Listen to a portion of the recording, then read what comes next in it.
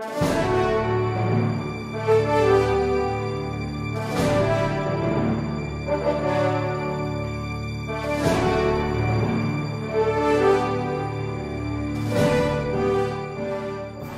one is a letter of DOJ Secretary De Lima and reply of the Senate.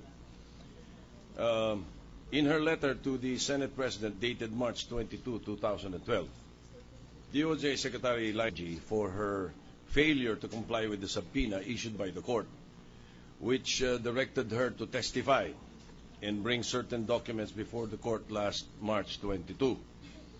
Secretary De Lima added that while she is willing to appear before the court, she also requested that her further appearance be dispensed with, since the matters on which she is being asked to testify on by the defense have already been covered by her direct testimony when she appeared as witness for the prosecution. Has this court the power and authority to order the parties to end the trial on or before June 7, the scheduled end of the Congress session?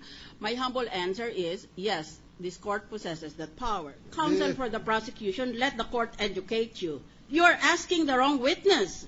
You are presenting two copies, and according to you, these are certified true copies from the Commission on Audit. So call someone from COA and ask them if this is certified true copy, and then explain why two certified copies from the same office appear to be different from each other. You cannot get the answer from this witness.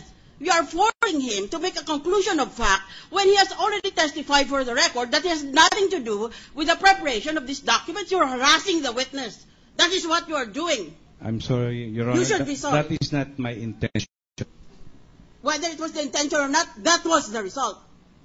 With due respect. Anyway, I submit, Your Honor. Instead of cluttering this court to borrow material or irrelevant to these proceedings, I suggest that you bring the respondent himself to answer all the allegations leveled against him. And if the Chief Justice will appear, the judges, the impeachment court will be very, very happy to hear his side. At doon pa lang, pagka marinig na namin ang side ni Chief Justice tungkol sa mga allegation nila, doon pa lang siguro makakapagbuo na kami ng desisyon kung ano ang didesisyon namin.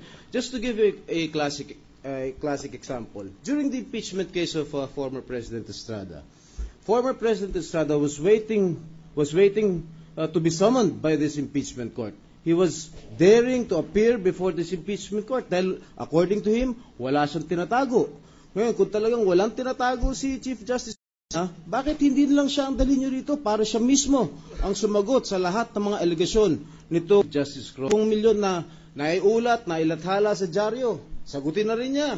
Kung talagang totoong mayroon $10 million dun sa bangko ni Chief Justice. Para kung sa gayon, matapos na kagad itong impeachment trial, representa nyo dito. Hindi naman kailangan. Pwede ng prosecution panel yan. You are just wasting the time of this court. Your Honor, we had originally about 14, but we have trimmed that list down considering your public announcements that you would like to finish the trial sooner. As a result of which, I believe we'll be down to about 5 or 6 witnesses. May I support the Senate's President's suggestion that this document be admitted in evidence? Whether or not it is applicable to the case is a matter that will be argued in the memorandum or in the oral arguments. But the fact is that this document exists so that we can dispense with this witness, Your Honor. So what's the materiality of all of this? We agree, Your Honor. That's why we are objecting. It's not it's immaterial, Your Honor, to the fact in issue in this case, as well as it is not applicable at all, Your Honor. We are wasting our time in, we agree, Your in Honor. all of these things. Well, my question is there any rule under the revised rules of court which state that in a motion for the request of the issuance of a subpoena, the purpose must be stated? I am not aware of any rule. We have already ruled upon that, Counsel. To tell you the truth, we are quite disappointed that the witnesses that you brought here this afternoon are people who are testifying about the collection of fees. What has that got to do with the impeachment?